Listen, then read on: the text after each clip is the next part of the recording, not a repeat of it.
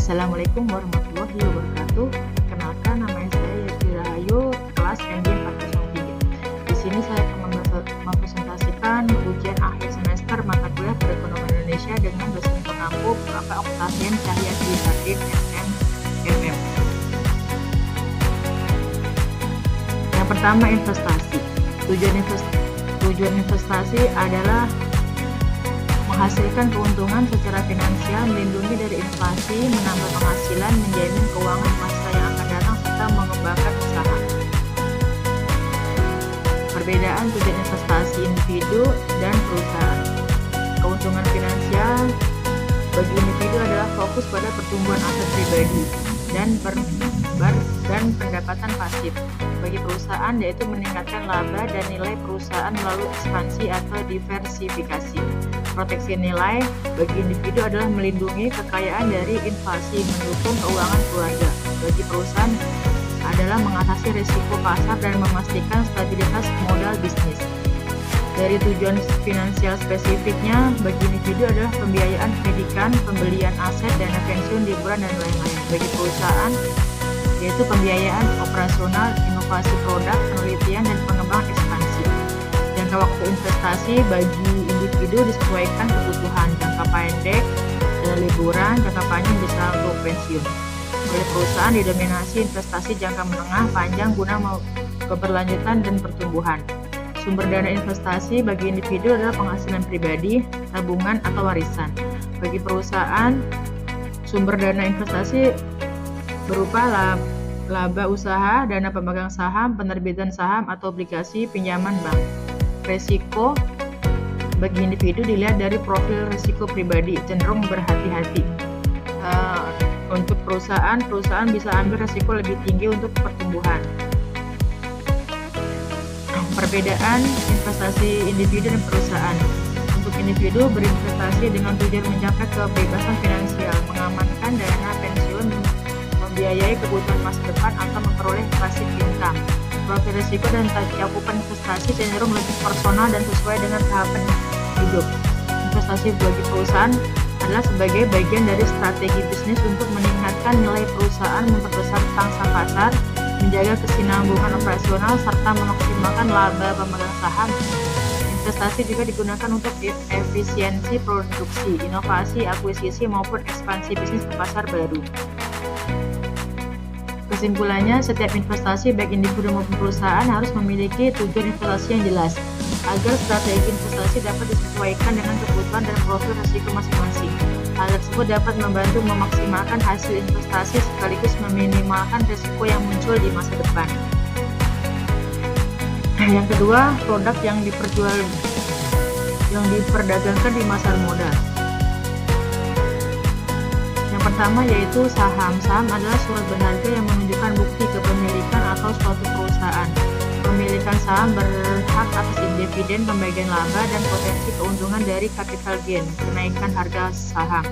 Saham diperdagangkan di Bursa Efek setelah perusahaan melakukan penawaran umum perdana IPO. Contoh nyata yaitu saham PT Bank Sentral Indonesia (BBCA) yang diperdagangkan di Bursa Efek Indonesia. Yang kedua, surat utang obligasi. Obligasi adalah surat utang jangka menengah hingga panjang yang diterbitkan oleh perusahaan atau pemerintah untuk mendapatkan dana. Pemegang obligasi berhak menerima bunga secara berkala dan pelunasan pokok pada waktu jatuh tempo. Obligasi menawarkan pendapatan tetap dan dianggap lebih stabil dibanding saham. Contohnya adalah obligasi korporasi PT Telekomunikasi Indonesia Tbk atau Telkom yang diterbitkan dan diperdagangkan di pasar modal. Yang berikutnya yaitu reksadana. Reksadana adalah instrumen investasi kolektif yang mengumpulkan dana dari bank investor untuk diinvestasikan oleh manajer investasi ke berbagai efek seperti saham, obligasi, atau instrumen pasar uang. Produk ini cocok untuk investor yang ingin diversifikasi dan pengelolaan profesional.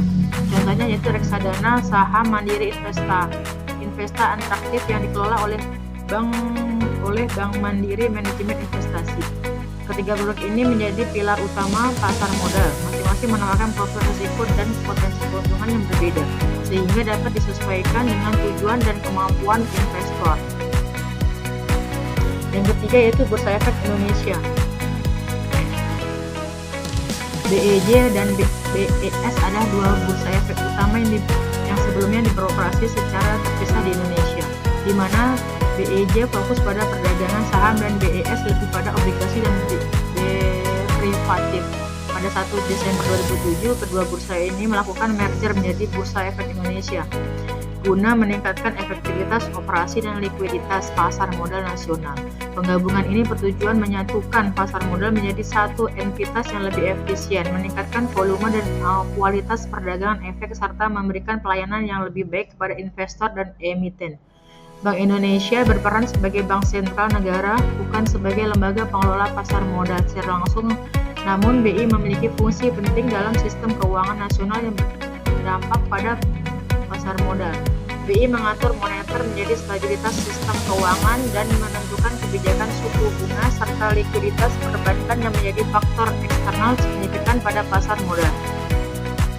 Dalam kaitannya dengan pasar modal, BI mempengaruhi kondisi makroekonomi dan pasar modal melalui pengaturan moneter, stabilitas nilai tukar, serta pengendalian inflasi yang pada gilirannya mempengaruhi sentimen investor dan keputusan investasi di pasar modal yang dikelola oleh BEI, hasil penggabungan BEJ dan BES. Pengawasan dan regulasi pasar modal sendiri kini berada di bawah kewenangan Otoritas Jasa Keuangan atau OJK, setelah dipisahkan dari BI dan Bapepam, sehingga BI tidak langsung mengatur aktivitas perdagangan efek melainkan secara makro stabilitas sistem finansial.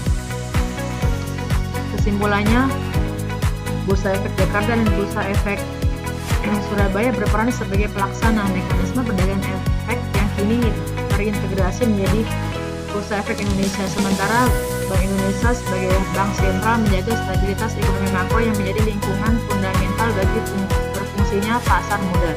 Penggabungan Bursa Efek Jakarta dan Bursa Efek Surabaya menjadi Bursa Efek Indonesia merupakan langkah strategis untuk efisien dan perkembangan pasar modal Indonesia. Sedangkan Bank Indonesia berperan tidak langsung melalui kebijakan moneter yang berpengaruh pasar modal. Terima kasih. Demikian presentasi dari saya. Mohon maaf bila terjadi kesalahan kata. Wabillahi taufiq wal hidayah. Wassalamualaikum warahmatullahi wabarakatuh.